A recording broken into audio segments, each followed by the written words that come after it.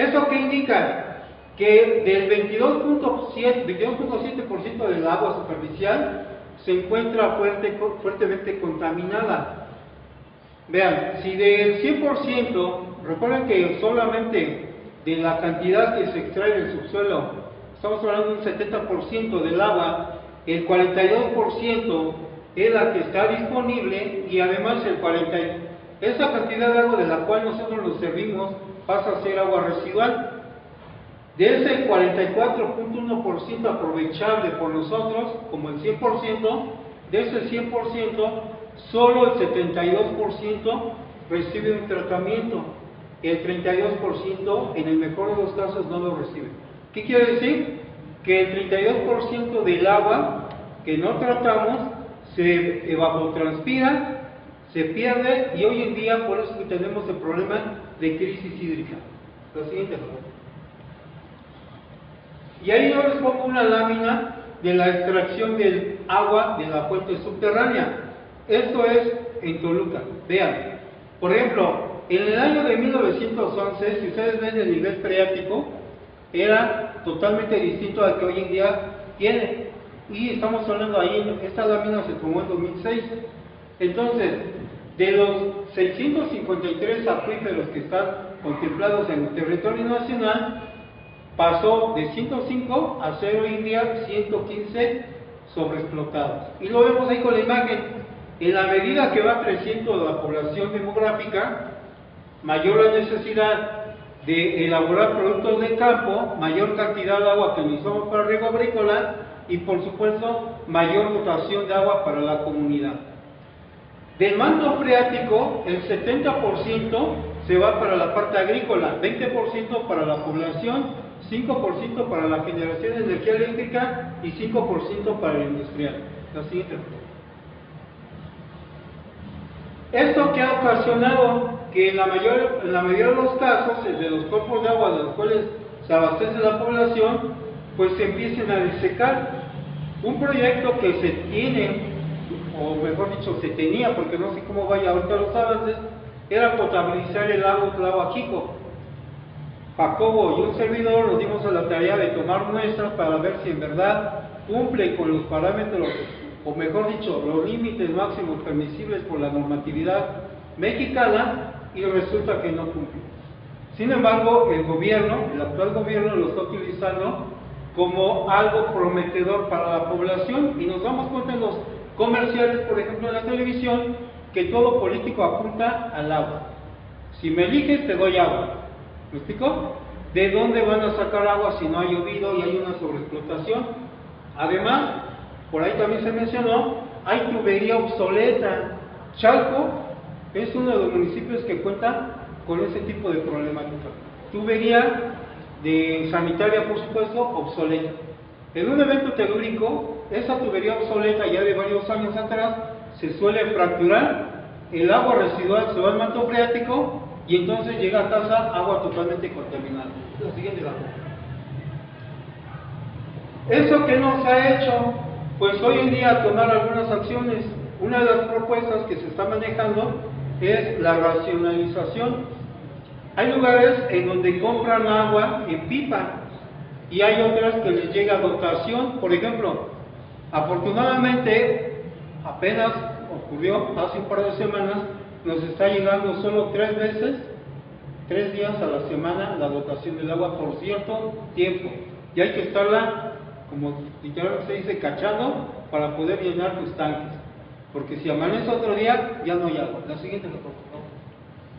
Ahora, si vemos este problema, se estima que el 47.5% de las aguas que no son tratadas representan un porcentaje que si nosotros tratáramos esa agua, como es el caso de la planta Cerro de la Estrella, esa agua pues, la podemos recargar vía cultivo y recuperar los niveles del manto freático, siempre y cuando cumpla con la normatividad, es decir, la norma oficial mexicana. Por ejemplo, para la recarga del manto freático necesitamos cumplir con los límites máximos permisibles que nos enmarca la norma 014 de la CONAGUA. Y para consumo humano, la siguiente, por favor, la norma 127 de la Secretaría de Salubridad y Asistencia. Ahora, ¿por qué es importante el saneamiento de las aguas residuales? Recuerden que les mencioné que el 70% del agua se utiliza en la parte agrícola. Y cuando no tenemos agua potable, echamos a mano del agua residual. Agua residual que muchas veces puede ser generada por una industria o en el caso de nosotros, por la misma comunidad. De ahí que clasificamos a estas dos fuentes de agua residual como agua residual industrial o agua residual municipal. El índice de contaminación en la industria es mucho mayor que el que presenta un agua residual municipal. ¿Qué enfermedades crea, por ejemplo, cuando regamos nuestro campo agrícola con agua no tratada? Una serie de enfermedades como la diarrea, el cólera, hepatitis, por ejemplo, la hepatitis, la salmonelosis por la presencia de salmonela, etc. Y en nuestro país, ¿quiénes son los estados que más padecen este problema? Algunos como Guerrero, Chiapas, por ejemplo, que han presentado problemas hasta de mortalidad en los niños y en los adultos mayores. La siguiente, por favor. ¿Qué compuestos se han encontrado en agua? Ese es solo un ejemplo, pero son varios. Para que se den una idea, en el año de 1970 se había contemplado un registro de compuestos químicamente sintetizados por el hombre en alrededor de 500,000. Hoy en día se habla de más de 3 millones. Compuestos sintetizados químicamente, como el fenol no es un compuesto natural, el agua sí lo es. El alcohol tampoco es un compuesto natural, porque yo no voy a rascar el piso y a obtener alcohol. ¿Qué compuestos sintéticamente han sido elaborados por el hombre? El fenol, antraceno, fenantreno, por ejemplo, algunos plaguicidas, algunos herbicidas, malatión, por ejemplo, que es un plaguicida, pero que además es mutagénico y cancerígeno. Me he dado la tarea desde 2008 a la investigación científica, porque a mí me preocupa, como ya lo mencionaron hace rato mis antecesores, el problema del agua. ¿Qué le vamos a dejar a las futuras generaciones? Hablamos de sustentabilidad, el gobierno habla mucho de sustentabilidad, soberanía alimentaria, derecho humano al agua, pero ellos no saben nada de la temática porque nunca han estado en campo. ¿Me explico? No es lo mismo que yo les diga que es un agua residual porque lo consulté en la literatura, a que yo vaya físicamente al lago, en el caso de Tlahuajico, y les diga por qué está contaminado. ¿Me explico? Y más aún cuando respaldo esta información con resultados de laboratorio, es decir, un análisis de todos los componentes. Este fenol, que es uno de los 3 millones de compuestos orgánicos sintetizados por el hombre, se utiliza como materia prima en la industria. Si mezclan este compuesto, que es, además es volátil, tiene un aroma agradable, porque yo trabajo con él, pero está reportado por algunos organismos, por ejemplo como la UCEPA, la tolerancia por cierto tiempo a cierta concentración, porque nos afecta a algunos órganos, nos genera algunos malestares como la irritación, por ejemplo, y está reportado, lo siguiente, por favor, está reportado que cuando no estamos acostumbrados a este tipo de compuestos, vean los efectos que tienen sobre la salud, desde una irritación, la necrosis, por ejemplo, afecciones cardiovasculares, y más aún, la siguiente, por favor, el daño hacia algunos órganos. Entonces vean, la Agencia de Protección Ambiental, la UCEPA, se la regresa a cómo, nos enmarca la siguiente, mejor dicho la anterior, donde viene la tablita. Ahí, bueno, ahí. Vean cuánto nos enmarca la Agencia de Protección Ambiental en los Estados Unidos, la UCEPA, 1 microgramo por litro de fenol en agua potable. 1 microgramo. México tiene una tolerancia de 1 miligramo. México. Vean cuánto, yo ahí no lo estoy poniendo, pero está reportado en la literatura. Yo publiqué un artículo científico en 2021 en una revista internacional, en donde detallo claramente cuáles son los límites que México establece para el país comparado con el extranjero. Y se dan cuenta que en el extranjero son mucho más estrictos. ¿Me explico? La siguiente, la siguiente. Entonces, por ejemplo, hablando en términos de salud, Los riñones, el hígado, vaso pulmonar y el corazón son los que son principalmente afectados. Y cuando hablamos, por ejemplo, de concentraciones de 150 miligramos por cada 100 mililitros de sangre, nos puede generar inclusive la muerte. Una exposición por más de 5 minutos al aroma del fenol tiene un efecto neuronal irreversible. ¿Saben lo que significa eso? Daño neuronal irreversible. ¿Sí lo saben? O sea, ya no estaríamos en condiciones para pensar y racionalizar. Esta Agencia de Protección Ambiental ha considerado de todos los productos químicos que hay al fenol como uno de los 129 productos químicos prioritarios altamente tóxicos. Y bajo la enmienda de 1977, la Ley de Agua Limpia emitió un criterio para poder contemplar fenol en agua potable o en su defecto mineral hasta de 0.5 partes por millón. Así que. Otro caso es la Organización Mundial de la Salud. Por ejemplo, hoy cuando padecimos el evento de la pandemia, estuvo al frente la OMS, ¿están de acuerdo? Porque era la que nos mantenía informados de cómo iba la evolución o el decremento de casos de COVID. Por eso es que la Organización Mundial de la Salud, como organismo, nos recomienda en agua potable una concentración de 1 miligramo por litro, pero en México, vean, el límite máximo permisible que se estableció fue de 0.01 miligramo por litro en agua para consumo humano, cosa que no se ha cumplido. Lo siguiente. Además de este tipo de compuestos, les repito, no es el único. Hay otros como el antraceno, fenantreno, la acetona, tolueno, etileno, tenemos por ejemplo el malatión, etcétera. Pero también tenemos algunos metales. Se hizo un diagnóstico en el río de la Compañía, en el río de los Remedios, río Ameca Meca también. Si comparamos, río Meca Meca nada tiene que ver con el índice de contaminación que presenta río de la Compañía. ¿Por qué? Porque en el río de la Compañía hay industria, hay talleres, por ejemplo. En río Ameca Meca no lo hay. Río de los Remedios, como ya es zona urbana, también existe esta gran problemática. Y encontramos la presencia de algunos metales pesados, como cuál, cromo hexavalente. Dentro de los metales que nos generan problemas de cáncer, por ejemplo, está el plomo, mercurio, cromo hexavalente. Por ejemplo, se ha encontrado inclusive hasta algunos compuestos radiactivos, como el radio y el uranio 235, la sigla. Otras fuentes de contaminación, eso desde el punto de vista físico-químico, pero adicional a ello tenemos bacterias. Tenemos microorganismos patógenos como coliformes fecales, salmonella, bovinos, mito.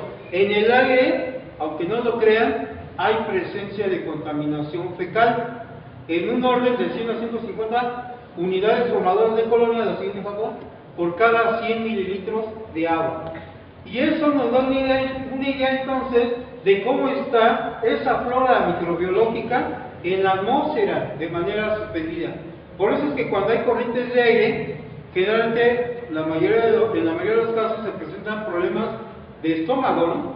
¿Por qué? Porque tenemos salmonelosis y comemos un alimento que está contaminado, por muy tapado que esté, la corriente de aire, recuerden, lleva carga microbiológica. Así te capó. Como ya les mencioné, ¿qué enfermedades generalmente nos van a generar? El cólera, la amibiasis, la hepatitis virulenta, por ejemplo, fiebre tifoidea, entre otras. Lo siguiente. En el caso de la salmonelosis también es un tema muy importante que debemos de contemplar, porque si se dan cuenta el tiempo de replicación de este microorganismo de 23 minutos muy rápido.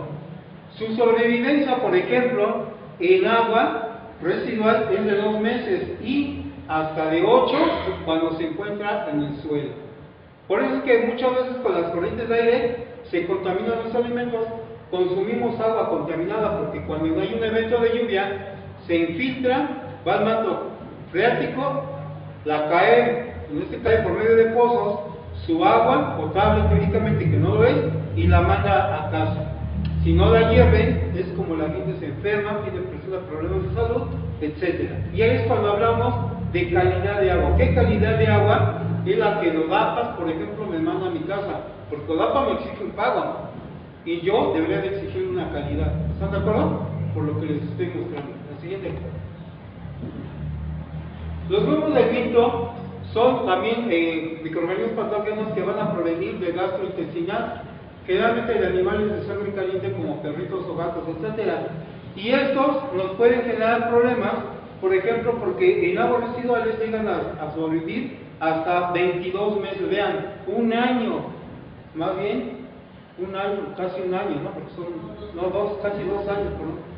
Y de 1 a 2 meses cuando el agua que usamos, agua sucia, agua residual que viene por el río, en el caso de Mecameca, la utilizamos para el río agrícola. Por eso consumimos alimentos contaminados. ¿Me explicó? La siguiente pregunta. El problema se agrava, ¿por qué? Porque hoy en día no solo tenemos problema de desabasto de agua, el problema de desabasto de agua viene muy de la mano con el cambio climático. La UNESCO, que es un organismo internacional, ha estimado un incremento de 5 grados para el año 2050. Si a ello también le sumamos, por ejemplo, la tasa de sobrepoblación, la crisis hídrica, por eso yo les mencioné hace un rato, para el 2050 se estima un crecimiento en 5 grados, hoy en día tenemos 2, por eso hay cambio de calor. En enero nunca había hecho tanto calor como ahorita lo está haciendo, ha dejado de llover, hay menor recarga de manto acuífero, mayor sobreexplotación por las necesidades de la gente, para sus usos cotidianos, preparación de alimentos, riego agrícola, la industria, generación de energía eléctrica, etcétera. Y con el cambio climático de un incremento de 5 grados, el problema se agrava. La siguiente, ¿eso qué ha hecho? Pues ha obligado a los gobiernos que haya mayor sobreexplotación del acuífero. El acuífero, recuerden que de los 653, hoy en día está reportado 115. En 2015, había reportado 105. Hoy en día, 115 sobreexplotados. ¿Eso qué ha hecho? Pues que algunas regiones del país sean las más vulnerables, como cuáles, por ejemplo, el norte, noreste y centro del país, y algunos estados como Chihuahua, Coahuila, Nuevo León, Durango y Zacatecas. ¿Por qué no Veracruz? Porque recuerden que allá, aparte de que se concentra solo el 22% de la población, tiene un 68% de precipitación pluvial. Adelante, eso nos da una idea entonces de lo que significa nuestro patrimonio. ¿Cuál patrimonio? Patrimonio hídrico. Vean ustedes al agua como si fuera una alcancía de dinero. ¿Qué va a pasar si yo le saco 5 pesos y solo ahorro 1? Va a llegar el momento en que me voy a quedar sin agua. ¿Me explico? Por eso estamos hablando que estamos minando el agua, la estamos sobreexplotando. Y recuerden que en el 2050 va a haber un incremento del 25% de la población, que se traduce en alrededor de 30 millones de habitantes solo aquí en el país. Adelante. ¿Dónde es donde utilizamos la mayor cantidad de agua? Se lo mencioné hace un rato, la agricultura. Generalmente la superficie sembrada de la agricultura en nuestro país es aproximadamente 22 millones de hectáreas, de las cuales 6.1 millones cuentan con infraestructura de riego y solo el resto es temporal. Temporal, por ejemplo, como las áreas de cultivo de aquí de Mixqui, si no llueve, no hay producción. Afortunadamente se abastecen de agua que viene de la planta Cerro de la Estrella. La planta de tratamiento de agua residual Cerro de la Estrella manda un caudal cúbico hacia esta parte para el riego agrícola. ¿Por qué? Esta planta fue construida en el año de 1970 y diseñada para tratar alrededor de 4 metros cúbicos por segundo. Sin embargo, hasta la fecha, después de tanto tiempo, la máxima capacidad de tratamiento son 3 metros cúbicos por segundo. Pero una parte de ese caudal está comprometido con los industriales de Iztapalapa. Si nosotros nos ponemos a pensar, ¿qué pasaría si la planta de tratamiento deja de producir agua tratada y de mandar agua hacia la parte agrícola de Mixqui? Mixqui se queda sin agua para producir alimentos del campo. ¿Me explico? Por eso es muy importante no depender de fábricas, como en el caso de la planta de tratamiento de agua de Cerro de la Estrella, sino aprovechar hasta la última gota y cuidar, por supuesto, el vital líquido, cuando es temporada de lluvia. La siguiente cosa. Y ahí vemos una gráfica de crecimiento demográfico. Vean cómo era la población, por ejemplo, en 1970 y cómo es hoy en día, 2220. Recordemos que para el 2050 habrá un incremento de 30 millones de habitantes. Así de claro. Con base a esa tendencia, ¿qué implica? Mayor extracción de agua que tenemos, por ejemplo, en el manto acuífero.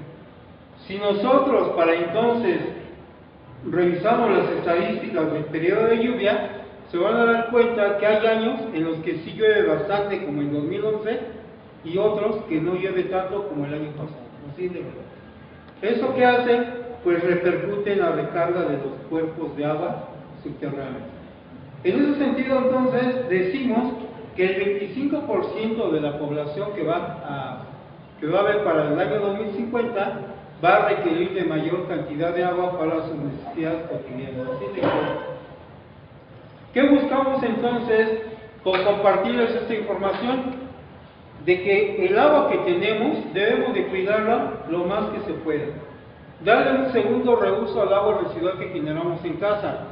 Lavado de pisos, el baño de la mascota, si tiene por ahí algún plantío, aprovechar el agua, aunque sea jabonosa, no hay problema. ¿Por qué? Porque la planta requiere de fósforo como nutriente para su crecimiento. El detergente lleva fósforo, que le sirve como nutriente a nuestra plantita. Y lo que buscamos entonces es lograr lo que conocemos como la economía circular. Aprovechando fuentes alternas de energía eléctrica, ya no generar energía a través de la quema de, en este caso, combustibles fósiles como es el petróleo, sino otras fuentes alternativas como el aprovechamiento de las corrientes de aire por medio de los aerogeneradores, la captación de la luz solar por medio de las celdas fotovoltaicas para aprovechar y disminuir en este caso, el hidrocarburo que es el petróleo. Porque hoy en día también ya se está tocando el tema de una crisis energética. Por eso la gasolina aquí en nuestro país es cara. ¿Por qué? El petróleo que nos está quedando, desde históricamente hablando hace unas décadas, se lleva a Estados Unidos, lo refinan o lo rezan, pero al precio que ellos imponen. Por eso es que México no ha podido bajar los costos de sus combustibles. Turbocina, queroseno, nafta, diésel, gasolina, etc. Así de verdad. Y bueno, por mi parte sería pues todo. Ya les haremos llegar su constancia también. Y bueno, antes de irles entregando las constancias, pues me gustaría a manera de cierre que pudiéramos ir haciendo algunas conclusiones. ¿Se acuerdan que iniciamos este foro con una pregunta? ¿Cómo veníamos? Ahora, ¿qué nos llevamos? Yo creo que esa es la siguiente parte. ¿Qué nos llevamos de lo que pudimos compartir con los diferentes compañeros, con las ponencias que nos presentaron Jacobo y Jesús? ¿Qué nos llevamos? Obviamente creo que es bueno si nos llevamos muchas preguntas, eso está bien, porque entonces quiere decir que algo nos movió de lo que escuchamos. Entonces, vayan pensando, y los que quieran participar ya de manera libre, que nos pudieran compartir qué es lo que se llevan de este foro y a lo mejor qué nos llevamos también de tarea, qué es lo que a lo mejor quisiéramos hacer en adelante. Entonces vamos viendo algunas de las constancias, vamos a entregarlas. Vuelvo a repetir, los que no estuvieran, no se preocupen, se las guardamos, y las que no hicimos, pues las hacemos, ¿verdad? José Manuel, creo que ya se fue, ¿verdad? Riva Palacio Flores de Autla. Ya se fue. Bueno, se la entregamos a Jacobo, se la va a hacer llegar, por favor. De este lado tenemos a los compañeros de Tlapacoya, creo que todavía están aquí, ¿verdad? Sí. Vamos a brindarles un fuerte aplauso. Por favor. Gracias.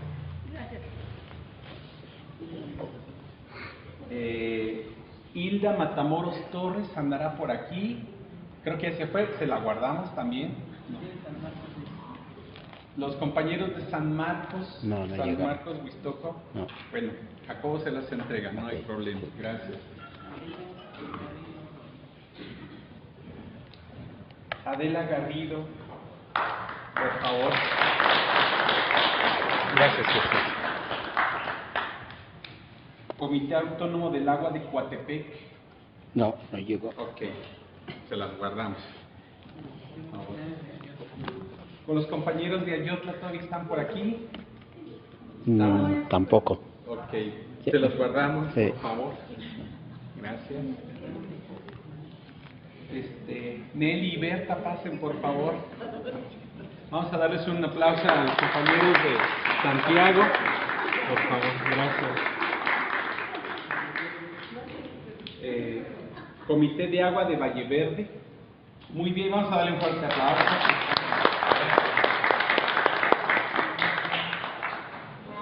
Comité de Vecinos del Fraccionamiento Acosac por el Agua AC. No llegaron. Ok, entonces, guardamos, por favor. Consejo General del Pueblo de Cuauhcingo, por favor.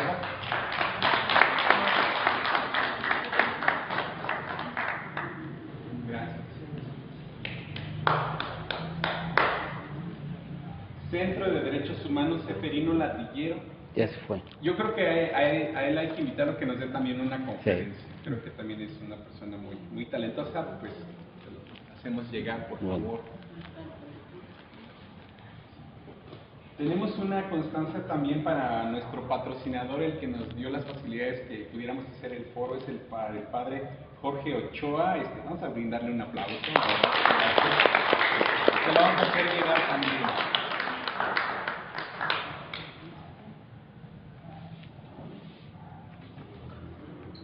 Cristian Gómez Bainón ya se fue también. Y vamos a darle también su diploma aquí a uno de nuestros también anfitriones, Pedro Iván Ávila González. Vamos a dar un aplauso.